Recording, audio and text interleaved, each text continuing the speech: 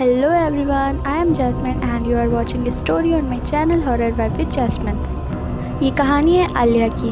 आलिया अपने हस्बैंड समीर और 2 बच्चों के साथ एक नए घर में शिफ्ट हुई थी। आलिया के बच्चे स्कूल और हस्बैंड ऑफिस गए हुए थे। आलिया का हस्बैंड आते हुए दोनों बच्चों को साथ लेके आता है। ये लोग जिस नए घर में शिफ्ट हुए थे वहाँ का किराया बहुत मुनासिब था, जो समीर के बजट में था, और ये घर उसके ऑफिस के भी पास में था। अभी आलिया घर का सारा काम करके बस फ्री ही हुई थी कि तभी उसके घर के ऊपर वाले कमरे से तेज़ आवाज़ आती है।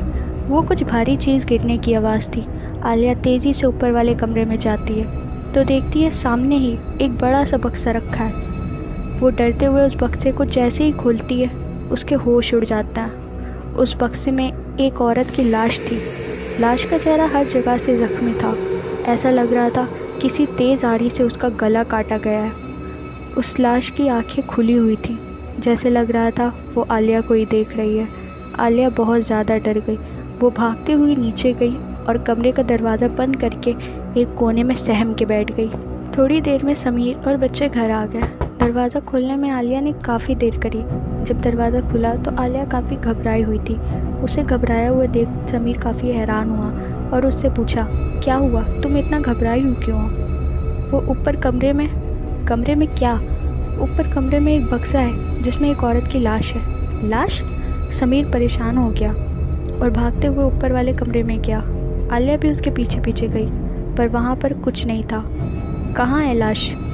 आलिया ने डरते हुए कहा, यहीं पर थी। तुम्हें थकान की वजह से आराम नहीं मिल रही तो तुमने ज़रूर कोई ख्वाब देखा होगा। ऐसा कहकर दोनों वापस नीचे की तरफ चले जाते हैं। अगले दिन आलिया किचन में काम करते करते सोच रही होती है, मैंने संदूक और वो लाश देखी या फिर सच में मेरा वो ख्वाब था? कहीं मुझे वहम तो नहीं हो गया? तभी उसे तेज़ी से किसी की सीढ़ियों पर उतरने की आवाज़ आती है। वो जो देखती है उसे देखकर दंग रह जाती है। ये वही औरत थी जिसकी उसने लाश देखी थी। पहले तो आलिया डरती है, फिर हिम्मत करके उससे कहती है, तुम मेरे घर में कैसे?